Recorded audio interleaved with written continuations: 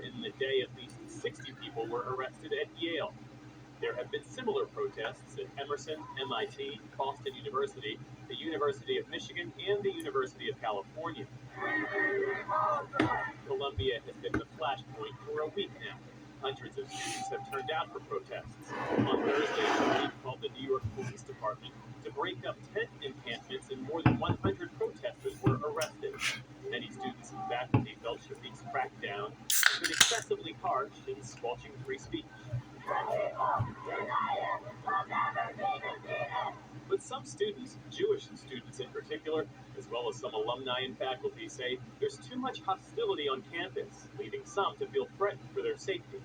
Michael DiAgostino is a junior at the engineering school. He's not Jewish, but says he's watched what's happened too often. The campus, honestly, it's full of a lot of hate and disagreement, and it's honestly just sad to see. You've seen some pretty awful things said to not only practicing Jews, but I mean people that are ethnically Jewish, simply for wearing like a Star of David. The Anti-Defamation League posted a video contending it had become too dangerous as well. Two individuals throw a rock at the I'm calling public safety, NYPD, where are you?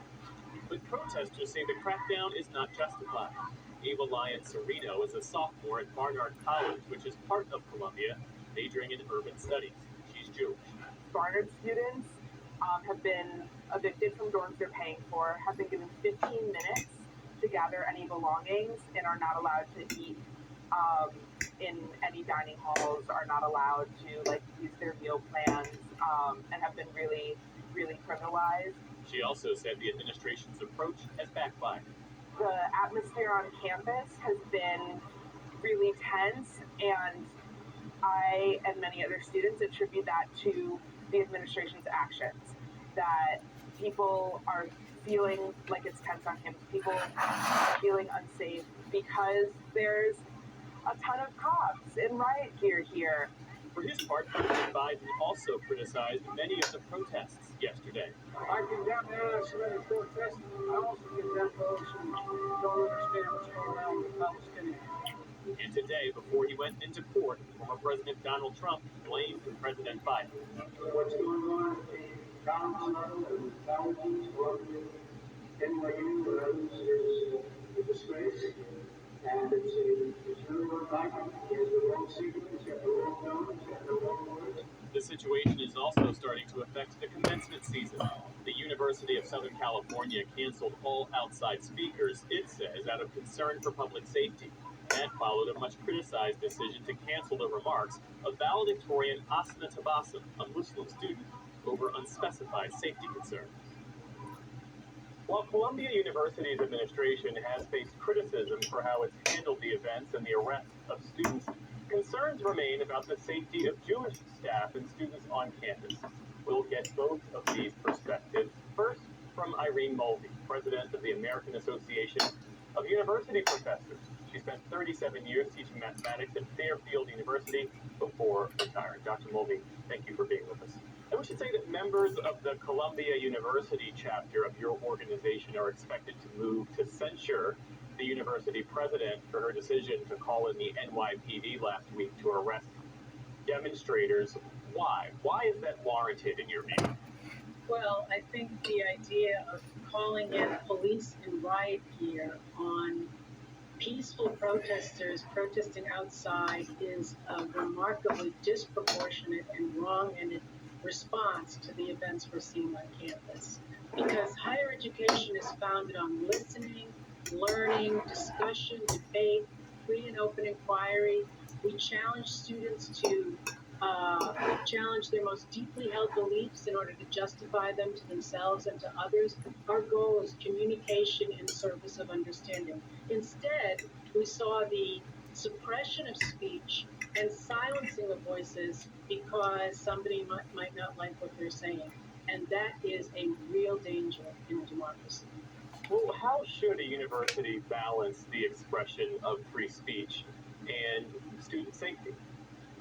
There's harassment, and anti-Semitism is not new. It's not the first time hate speech has reared its ugly head on campus. There are policies in place to deal with these kinds of things. And that's where we should go. Policies that ensure due process for the students. And then what we're seeing instead is new policies being drafted on time, manner, and place of protest. So your protest has to be over in a roped off area in a tiny space on campus. This is suppression of speech. So the idea of if you're suppressing speech in order to keep students safe, that's a false choice. You can do both. Well, thinking about this from the perspective of Jewish students who say they feel intimidated, if there is a climate of harassment on campus, isn't the administration morally compelled and also compelled by law, by Title IX, to address it and shut it down?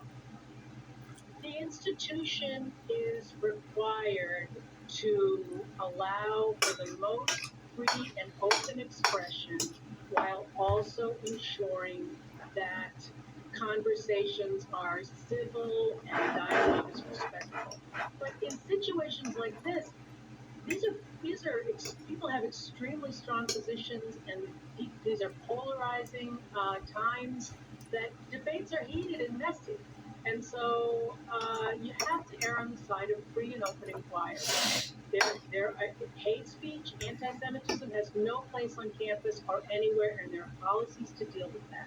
But in higher education, our primary focus should be academic freedom, free speech, and associational rights for students. As protests spread to other campuses, what lessons can other college administrators, university administrators, take away from what's transpired at Columbia? They could think about creative ways to respond.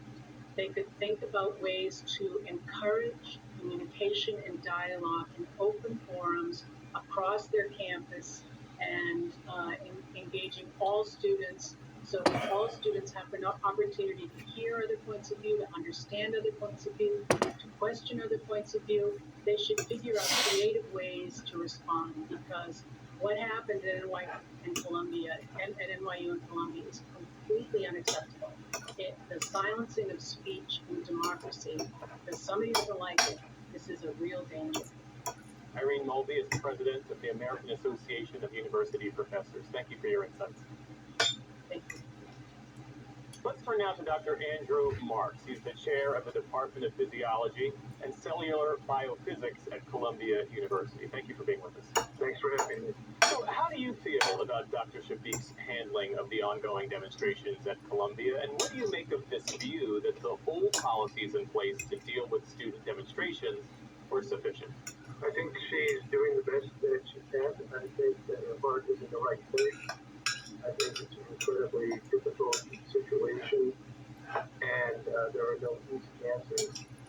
The University of Columbia University has had policies in place which I think are capable of dealing with the situation if they're able to be enforced. Have you witnessed incidents of anti-Semitism on campus? Yes, I have.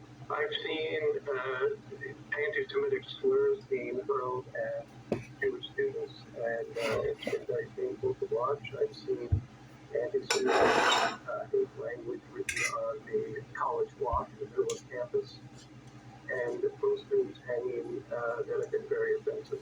What more should Columbia be doing? What more could Columbia be doing to make Jewish students feel safer?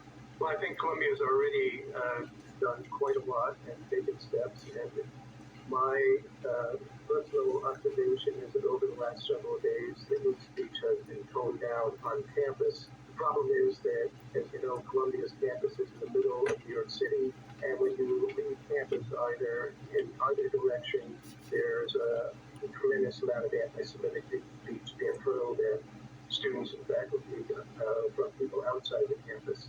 When it comes to what's happening on campus, how should a university balance student safety and student expression? Well, I think that students should be allowed to protest, absolutely. And I think that the limit has to be on hate speech. So I think that as long as the protests are civil and respectful of other members of the community, that needs to be protected and encouraged. When it drifts over to hate speech, then it becomes offensive, and I think threatening to Jewish community at the university. What do you think is informing and influencing Dr. Shafiq's response to these ongoing protests? Again, she's been in an incredibly difficult situation, and I wanted to clarify a couple of things I heard your previous speaker say. First of all, the actions taken against students have nothing to do with the content of their speech, except when it comes to hate speech, of course, but in terms of what they were protesting, it really had to do with them breaking the existing rules of the university. And President Shafiq is responsible for the safety of all students. And she took an action which I was not in favor of to be in the police. I wanted to negotiate or talk to the students some more before that. But she did that because she felt it was necessary to preserve the safety of the Jewish community on the campus and other people on the campus. I was one of the people in the Senate Executive Committee that helped write the event policy. And it's important to note that was done in complete collaboration and working very closely with students. And while no policy is perfect, we tried to come up with one that was fair. Your previous speaker mentioned that we were limiting protests to tiny parts of campus. That's not accurate. There were designated areas and time and place, which is common for all university campuses, and have the students adhere to those guidelines, things would have gone much differently. Dr. Andrew R. Marks is chair of the Department of Physiology and Cellular Biophysics at Columbia University. Thank you for being with us. Thank you for having me.